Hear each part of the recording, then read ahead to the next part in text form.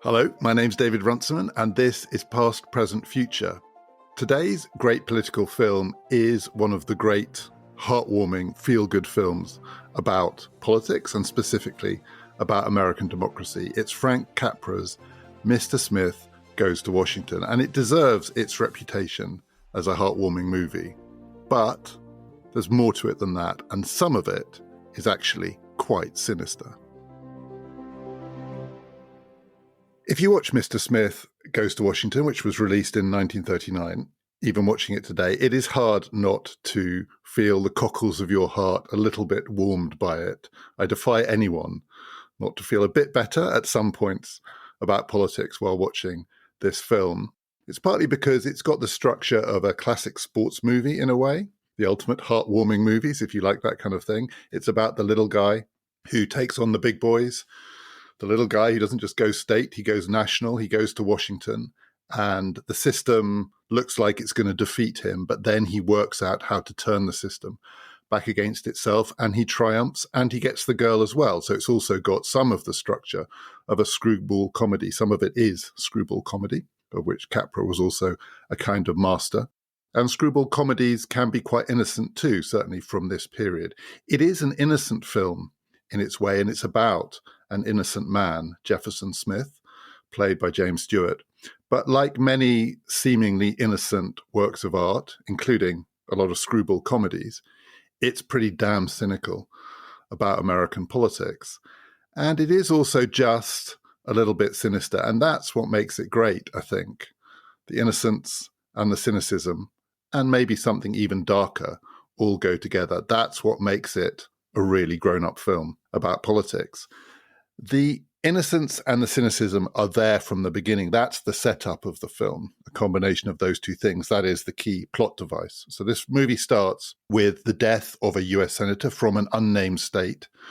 We'll come on to which state it might be later. One of the two senators dies in office, and by the rules of the American Constitution, a vacant Senate seat out of term, when there isn't an election due, is filled not by an election, a by-election, but by the choice of the governor. The governor of the state gets to pick the next senator, and the governor can more or less pick anyone. Doesn't have to be an elected official. In this story, the governor of the state is more or less in the pocket of the boss, the machine boss of the state. The state is corrupt. We have to assume this is the Democratic Party machine. And again, I'll come on to the reasons why later.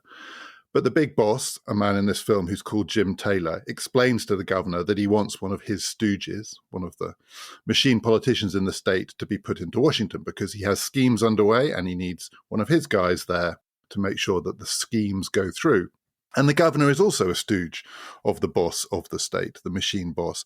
But he is reluctant to do what the boss wants because it just looks really bad. Everyone will know that he has nominated a stooge, and that will make him a stooge. And at one point, he tries to present Jim Taylor's choice to some of the voters of the state, and they jeer him down because they can see what's going on. This is all a fix. The fix is in.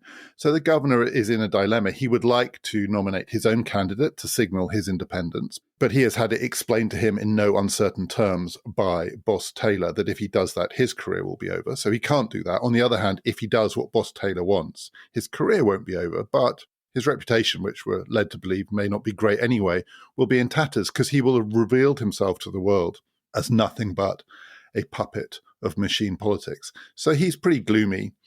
And we see him at dinner with his family, which seems to consist of an awful lot of children, most of them boys. And the boys see that Popper is gloomy and they say, "What's up, Dad?" And they guess it's because he's in this terrible dilemma. And they have a solution for him. Why don't you nominate Jefferson Smith, who is the chief of the Boy Rangers of America, the lead Boy Ranger, an organization that didn't actually exist. It's based on the Boy Scouts, but apparently the Boy Scouts wouldn't license their name to be used in this movie. Boy Ranger is better because it sounds even more innocent. It's like Space Ranger. It's like Buzz Lightyear, another innocent in a difficult, dangerous world. Why not nominate Jefferson Smith? Because we love him. He's a great guy. He'd be a great senator. And their dad looks at them like they're mad. But then, slowly, the penny drops, and he realizes this is the way out of his dilemma. To nominate a boy ranger, a complete innocent, solves the two sides of his problem. On the one hand, it looks like a brave, independent choice. This is not machine politics. This is a boy ranger going to Washington. On the other hand, this guy will be the ultimate stooge. And the word stooge is interesting. It's used a fair bit in this film. It's an insult that's tossed around. No one wants to be a stooge. It's a word of very recent coinage. It didn't exist before, I think, the 1910s. The view is it maybe comes from Yiddish. But what it originally meant was the assistant of a magician, the person who's there to kind of distract the audience while the magic, or if you're a cynic, the con takes place. And of course, Jefferson Smith, the innocent boy ranger, is the perfect stooge. He is a distraction. The trouble with the machine politician is everyone can see what's going on. The magic, or the con, is on display. And so amazingly, the governor takes this plan to Boss Taylor, and he goes for it too. There's also a thought that this might be a vote winner. As his kids say to him, there are 50,000 Boy Scouts in America, Boy Rangers, and they each have two parents. There's 100,000 votes for you.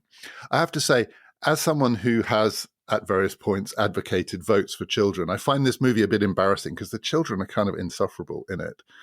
They're all boys. This is an age where politics is a boys' game. So these are the Boy Rangers. They're toothy, they're cute, they're unendurable, and they are both innocent and cynical.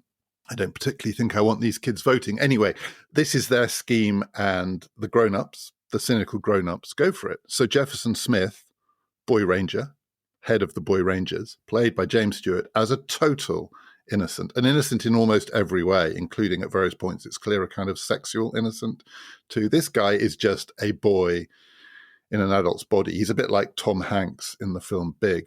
Let's send him to Washington.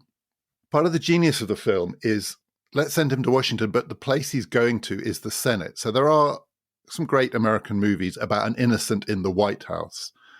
Perhaps the most famous is the one with Peter Sellers in Being There. The movie's called Being There. He plays a gardener, Chauncey or Chance the gardener, a complete innocent who winds up as president. But the Senate is somehow a more interesting place for this story to play out because the Senate is itself an institution with two faces, not innocent and cynical, but dignified and, as this film suggests, for want of a better word, corrupt, or at the very least, the place where some of the worst of machine politics, some of the worst of the machinations and the Machiavellian intrigue is played out. The Senate prides itself in the United States, it was true then, it is still true to a certain extent today, prides itself on being the dignified part of the Constitution. It is a bit removed from the hurly-burly of popular politics. Elections only come every 6 years.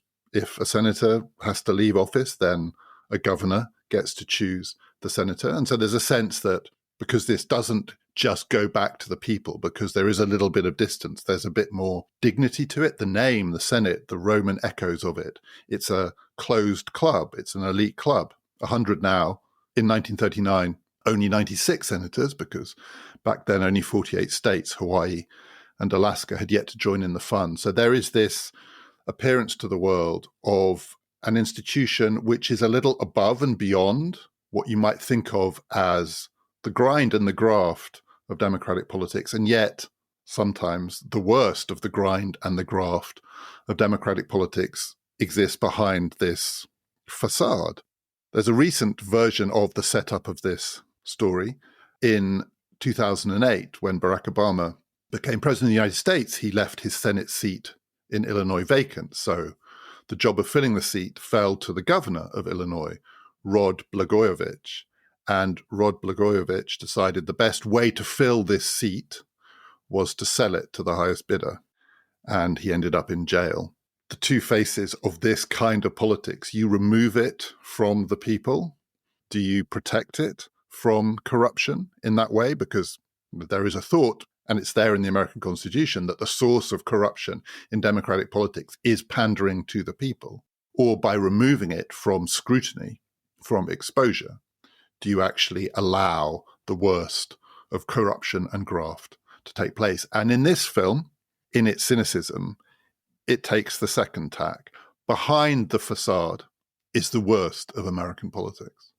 Jefferson Smith arrives in Washington as a tourist.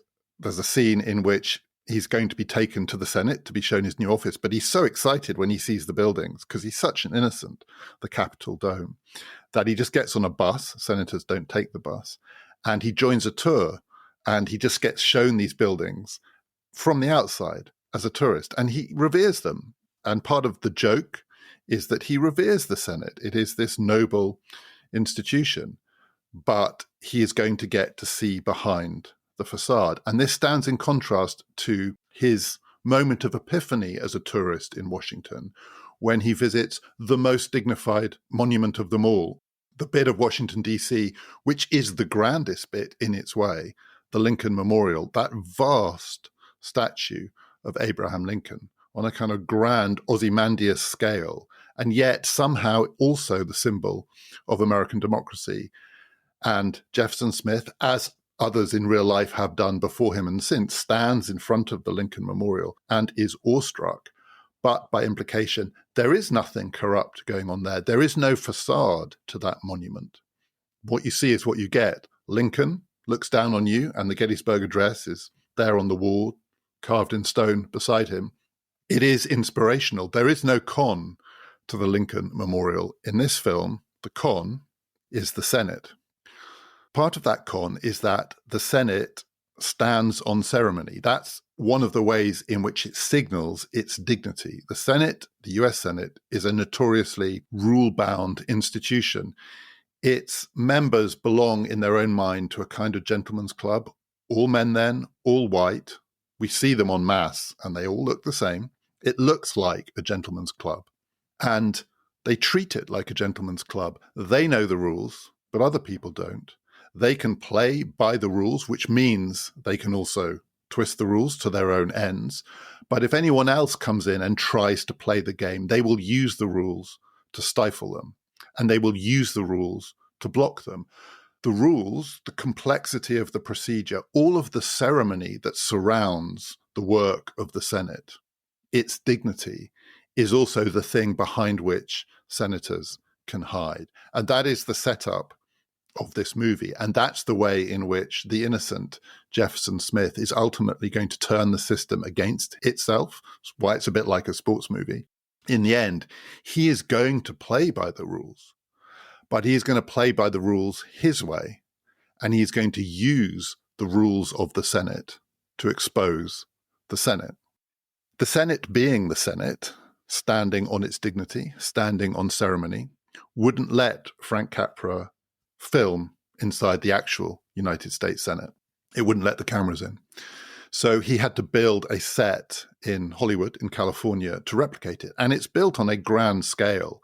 So a lot of this movie takes place in the traditional settings of screwball comedies, that is, in rooms, in hotel rooms, in offices, in confined spaces where people talk smart to each other, or in Jefferson Smith's case, dumb.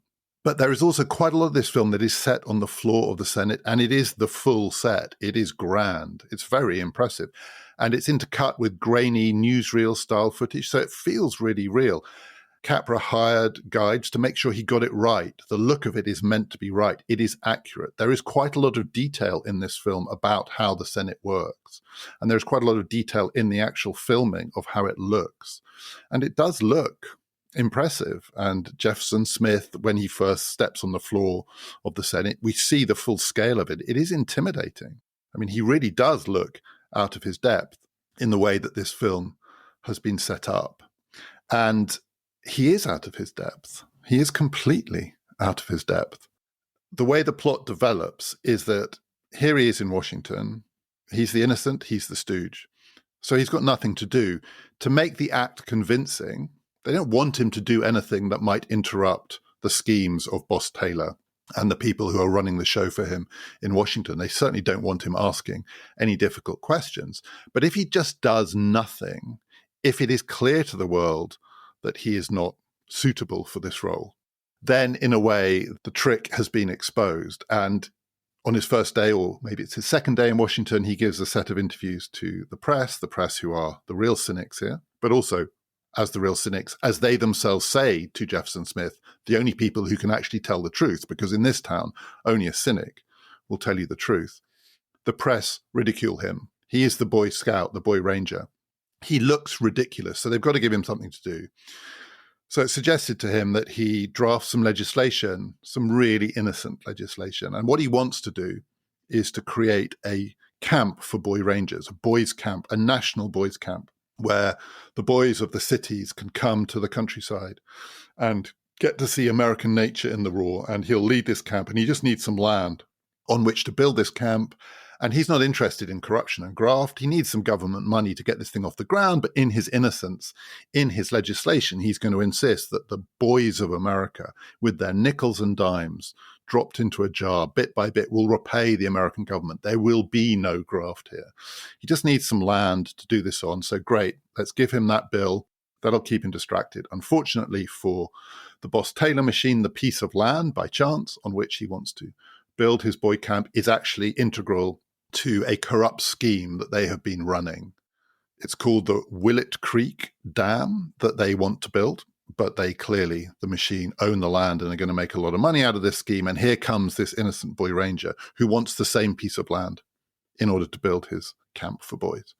So his fellow senator, a man called Senator Joseph Payne, who is magnificently played in this film by the great Claude Rains, takes him aside. This man had been a friend of Jefferson Smith's father.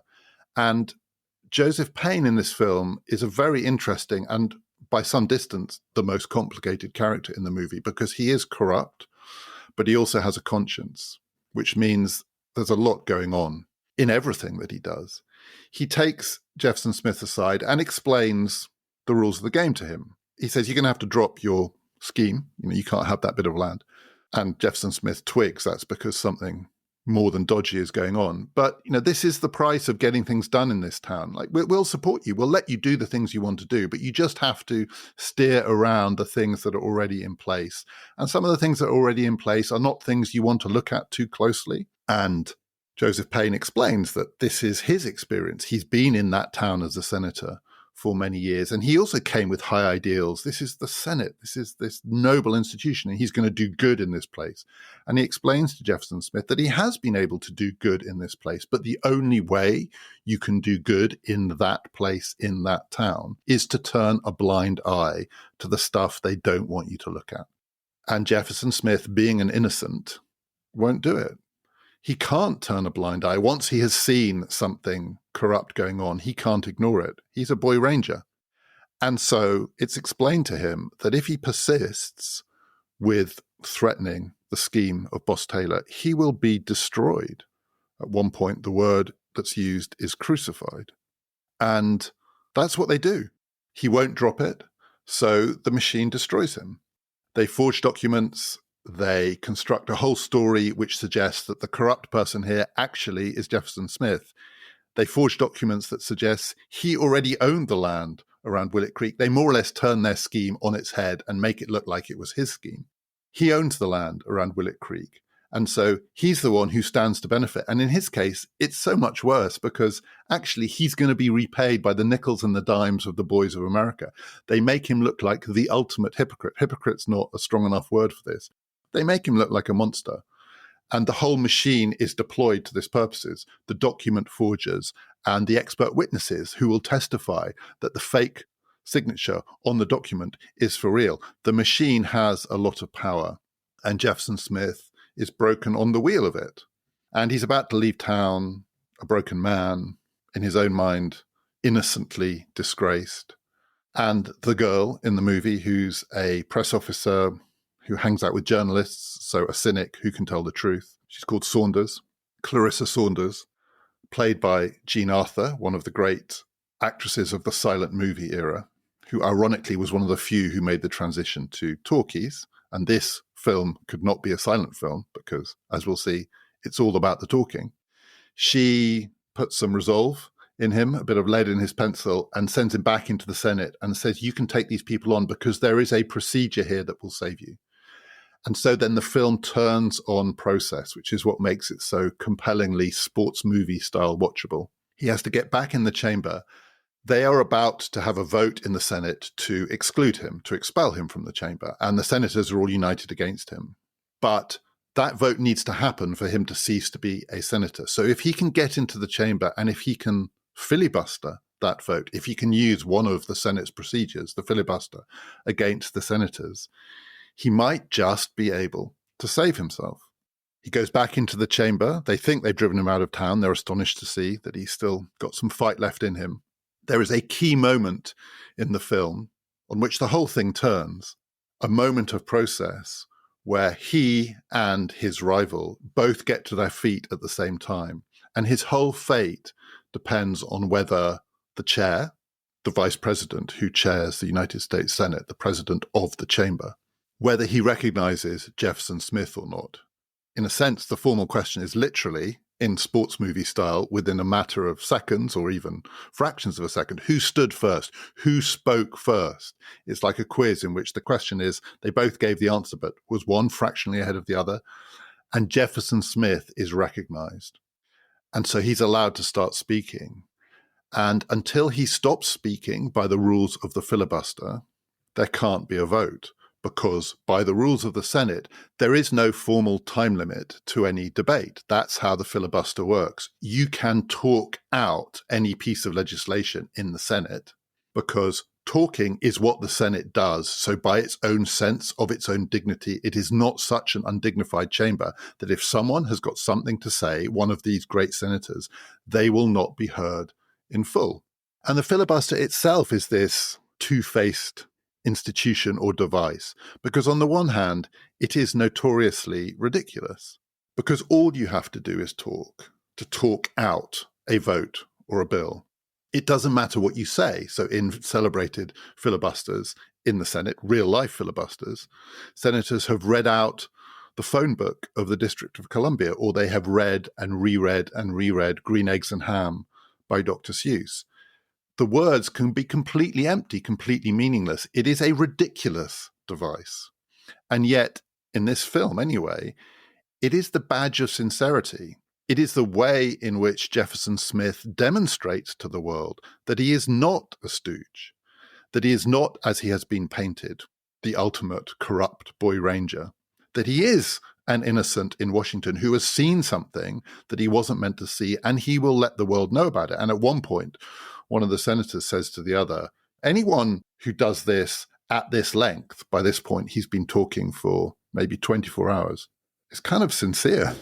It's partly because it's a test of physical endurance, and the film does a great job of showing James Stewart not just get tired, but be almost broken by the physical effort of speaking without a break for 24 hours. By the end of it, he is haggard, and James Stewart, this is the relatively young James Stewart, he's got a very boy rangerish kind of demeanor to him, and he's just been taken on a trip round the tailors and the hairdressers of Washington to gussy him up a bit, so he looks even more fresh-faced and senatorial in a kind of groomed way. And the grooming all unravels over these 24 hours. Haggard, his voice croaks and breaks and becomes a barely audible rasp.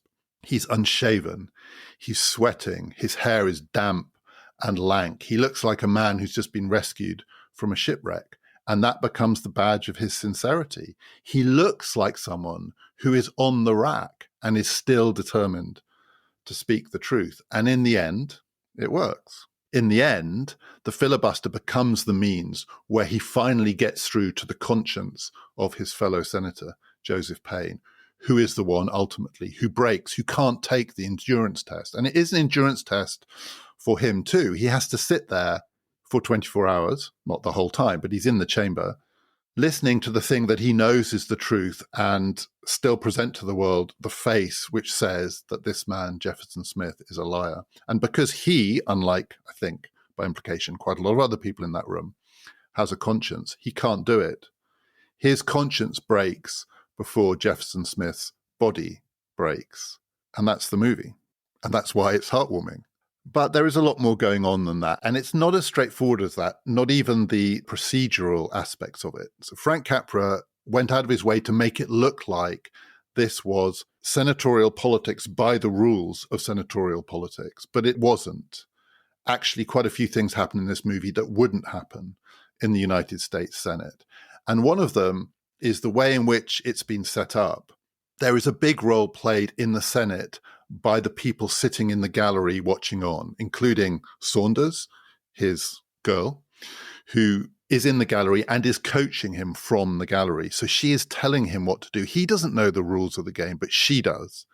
She's kind of his manager. He's the rookie out there. She's the seasoned manager. And she is giving him hand signals and gestures and whispering and more or less shouting to him what to do, which is not how it would work in the Senate. And actually, in this film, there is much more involvement by, for want of a better word, the people, that is, the people in the gallery.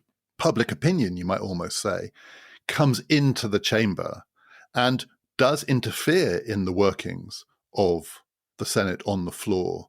There is a back and forth, there is an interplay without which the plot wouldn't work because Jefferson Smith doesn't know what to do. So at various points, senators try to trick him by getting him to yield. And if he yields, the filibuster is over, unless he yields for a question. So he can yield for a question, but if he yields the floor, he's effectively signaled that he stopped speaking. And the moment he yields the floor, the senators can vote to expel him and the deal is done.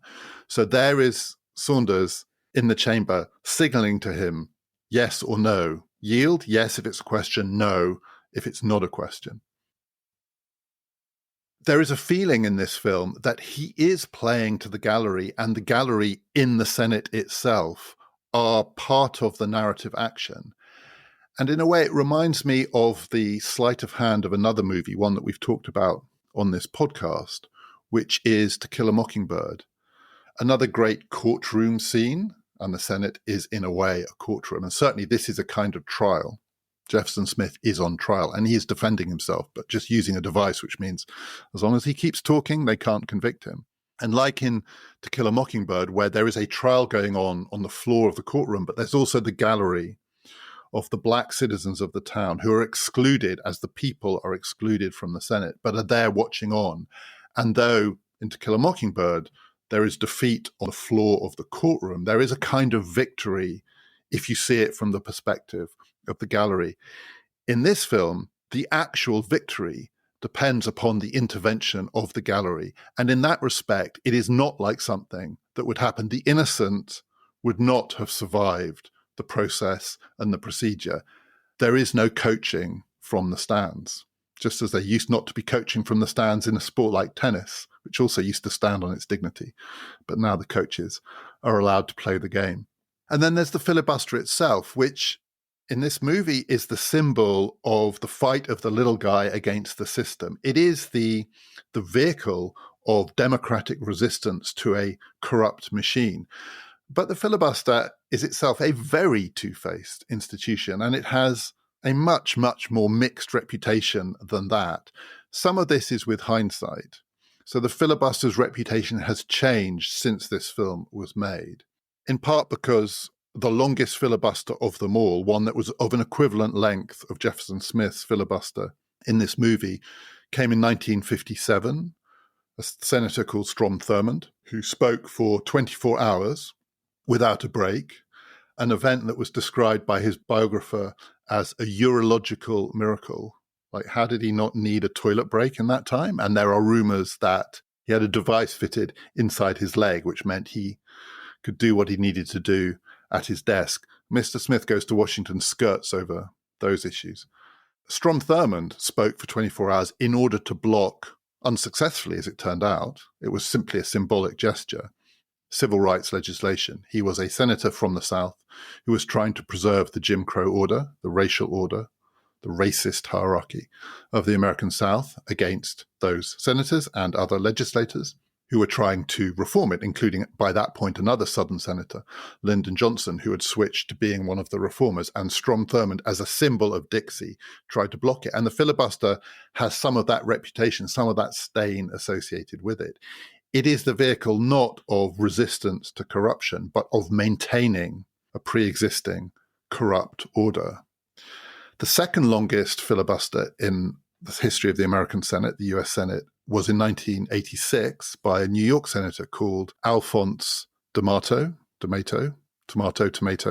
not sure, who spoke for 23 hours and was the one who read out the District of Columbia phone book in order to block the passage of a bill, a military bill, that he was seriously annoyed about because it was meant to contain some pork barrel politics, a bit of graft in a way.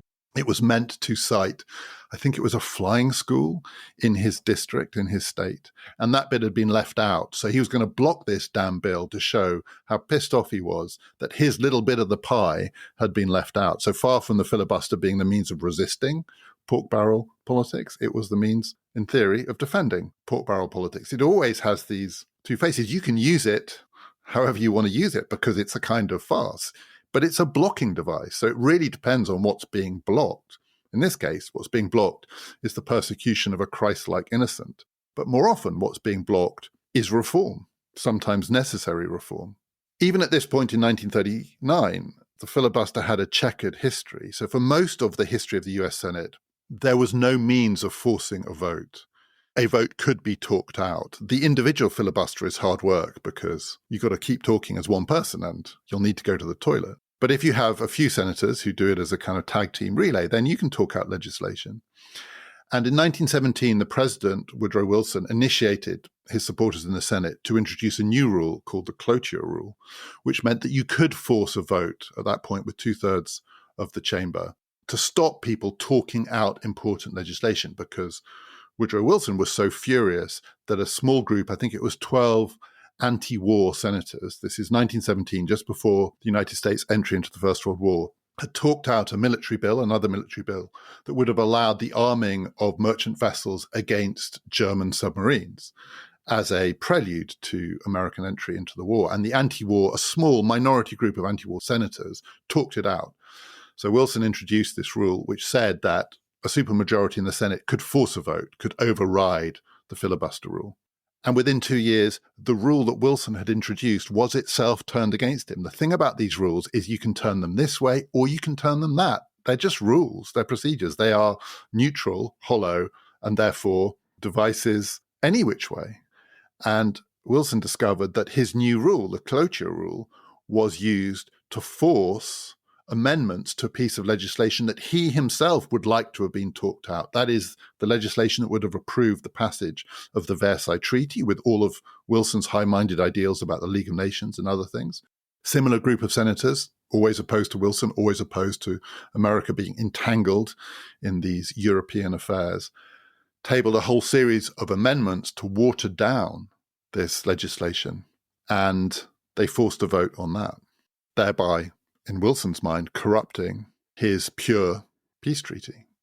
Woodrow Wilson hovers very dimly in the background of this movie because his picture is on the wall of Senator Payne's office. And it's there when Senator Payne gives Jefferson Smith his speech about how if you're going to get anything done in this town, you're going to have to make some compromises with some things that you probably don't want to look at too closely. There are a whole series of politicians on the wall. Woodrow Wilson is one of them. Is it possible to say what the politics of this film are beyond the feel-good, screwball comedy, sports movie, heartwarming uplift of it? I think it is possible to say quite a lot about the politics of this movie, and it's not nearly so, in a way, feel-good. This machine is the Democratic Party machine. Boss Taylor, I think, was imagined by Frank Capra and his screenwriter as a classic Democratic Party boss of the early 20th century, of the kind that prevailed in many American cities and American states, most notoriously perhaps in Chicago. Woodrow Wilson is on the wall behind Senator Joseph Payne, a Democratic president. This was the age of the presidency of Franklin Roosevelt. This is the age of New Deal politics. We're coming towards the end of the first phase of the New Deal era, 1939, but before the United States has joined the war, the Second World War, which will turbocharge government intervention and involvement in American life and the American economy, turbocharge New Deal 2.0.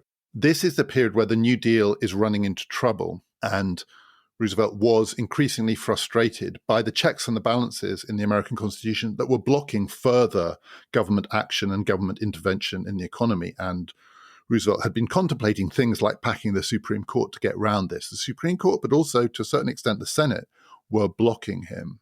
And the Senate block stuff. That's part of its job in the American Constitution. It is the great blocking device because it has great blocking devices in its procedures, including filibuster.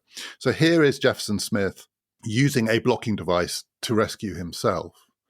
But we're also given fairly strong hints as to what the forces against him believe in. And the forces against him are the forces of New Deal politics. So in the great showdown, when he is speaking in the chamber and there is a war of public opinion going on back in his state, trying to persuade people that he is not the hero he's presenting himself as, he is corrupt, but also he is a blocker.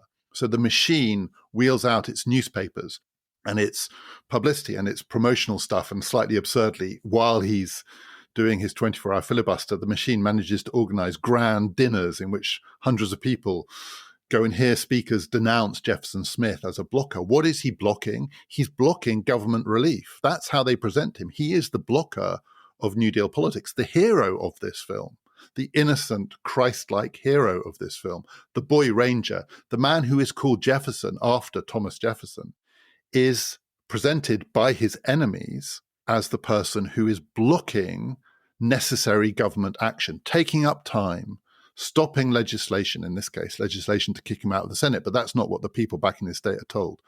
Blocking the government from doing what government needs to do. And what does government need to do at this point? Government needs to provide support and relief and welfare.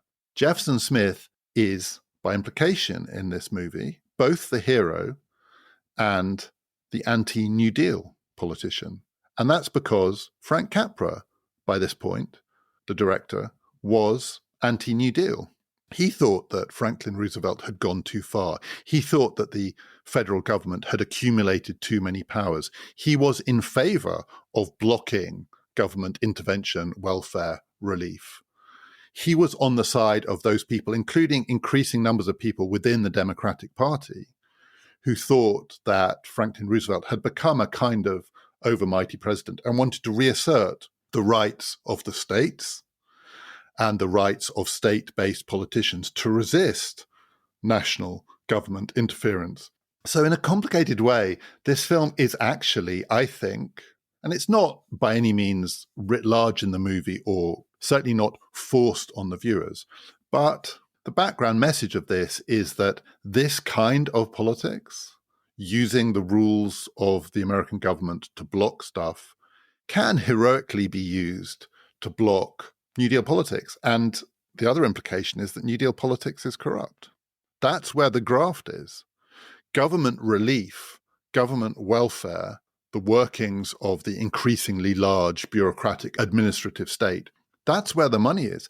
That's where the money can be creamed off by the party machines. This is what Jefferson Smith is standing up against. He's standing up against corruption, but by implication in this film, the corruption has been allowed into federal politics by the fact that the federal government is now managing vast sums of money, buying up bits of land and not having it paid back by the boy rangers of America, taking taxpayers' money and distributing it. One word for what's being distributed is relief. Another word for what's being distributed is graft. And there are other clues too. The character who presides over the Senate, who by the rules of the American Constitution is the vice president. The vice president presides over the Senate. And in this film, we're not told, we're not given a name, but the man who presides over the Senate and who presides over Jefferson Smith's filibuster is clearly quite sympathetic to Jefferson Smith. And again, you could read this in two ways. It could be that this man is sympathetic to Jefferson Smith's desire to expose some of his fellow senators as on the take, on the make and on the take. Or it could be that this man is sympathetic to a senator using the rules of the Senate to try and block legislation, government action, the New Deal. In 1939, the vice president was a man called John Nance Garner from Texas. He had been Franklin Roosevelt's vice president for now nearly 2 terms, but he was about to be replaced on the ticket by Henry Wallace, the subject of another episode in this podcast. I'll tell you more about that at the end. John Nance Garner had been a supporter of the New Deal, but by 1939, he had joined the ranks of the skeptics. He was now opposed to Franklin Roosevelt. He was opposed to what he saw as the overmighty use of executive power and the power of the federal government. He was back on the side of the states. He was a resistor. He was going to stand against Franklin Roosevelt in 1940 for the nomination. He was going to be crushed.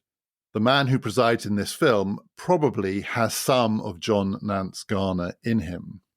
And he recognizes Jefferson Smith from the floor and allows him to hold the floor and does not require him to yield, because he has some sympathy not just with his personal predicament, but with the use of the rules to block excessive executive power.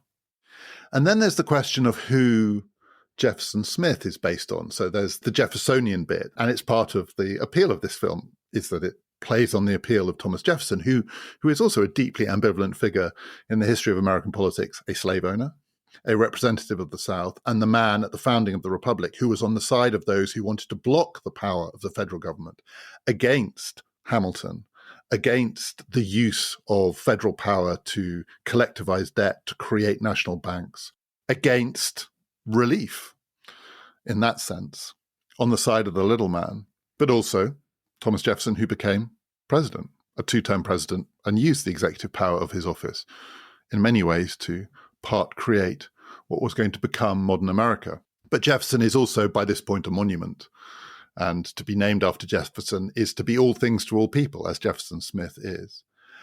But the character Jefferson Smith actually has a very specific origin. This was based on a book which recounted the true story of a senator, Senator Burton K. Wheeler from Montana, a young senator who came to Washington in the early 1920s in the administration of Warren Harding and helped expose a scandal, the Teapot Dome scandal, corruption and graft, as a young senator, maybe as a kind of innocent, you might say, although probably no one's ever been as innocent as Jefferson Smith.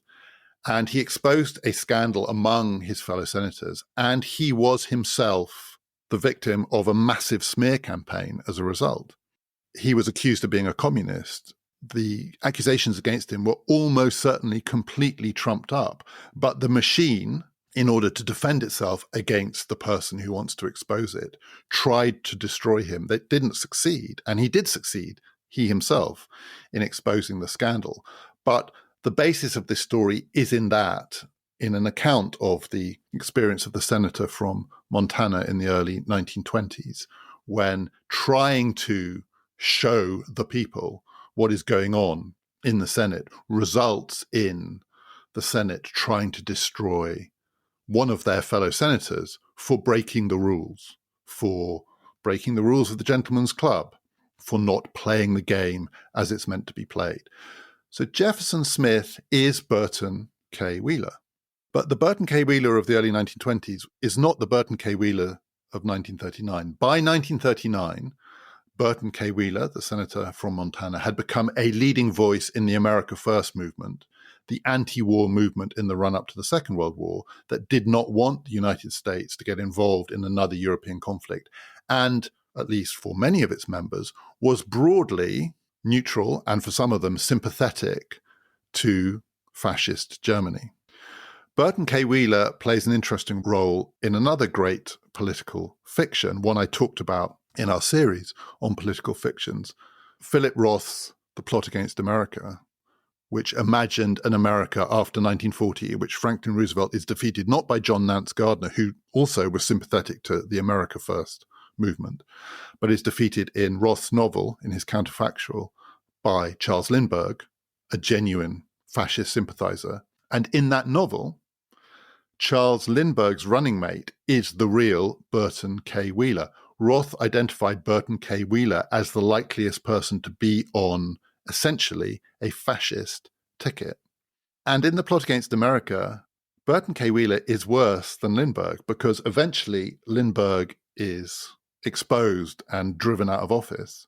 And Burton K. Wheeler takes over and becomes, in that novel, briefly, a kind of interim president of the United States. And he's the one who actually reveals himself to be a genuine fascist and tries to impose martial law on America and basically starts shooting his enemies. He is the ultimate villain in that story. Now, this may be a bit unfair to Burton K. Wheeler. That's just a fiction. Burton K. Wheeler did not become a fascist president of the United States, but It's the best counterfactual histories work because there's something in them. Burton K. Wheeler attended the premiere of Mr. Smith Goes to Washington, and he sat in a box, as the person on whom the film was based, with Frank Capra, the director. And after 20 minutes, he walked out. And he walked out because he thought this film was disrespectful to the United States Senate and portrayed them all as being grafters. He had already moved by 1939 from being anti-establishment to being the establishment. And as a member of the establishment, as many people in Washington did, he hated the film. The public loved it. It was a hit, but it wasn't a hit in Washington. And then there is the most interesting character in the film by far, Senator Joseph Payne, played by Claude Rains. A performance that almost comes from a different movie because it's so nuanced. Who's he meant to be? Well, I don't know the answer to that question, but I'm going to take a guess. He's Harry Truman. Now, Harry Truman at this point was a senator. He was a senator from Missouri. Harry Truman also attended the premiere of Mr. Smith Goes to Washington, and he also hated it. He wrote to his wife, "This film makes us all out like we're corrupt chumps." Harry Truman was a not particularly well-known senator at this point, so I'm not sure it's actually based on him, but the character of Senator Joseph Payne looks quite a lot like Harry Truman. And Harry Truman, at this point, the late 1930s, was known as the senator from Pendergrast. He was actually the senator from Missouri, but he was known as the senator from Pendergrast.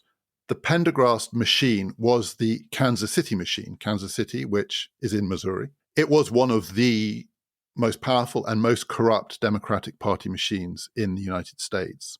Tom Pendergrast, like boss Jim Taylor, had his finger in many pies. He ran a ready-mix cement business. He was on the take.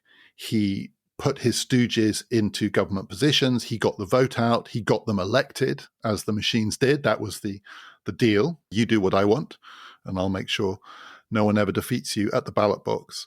And Harry Truman was known to be a product of that system. He was, in some ways, the definitive machine politician. He was thought to be a stooge as well. He had been a soldier, but he'd also been a haberdasher. He was an everyman American who had been put into Washington by a corrupt party machine. And this was well known in 1939.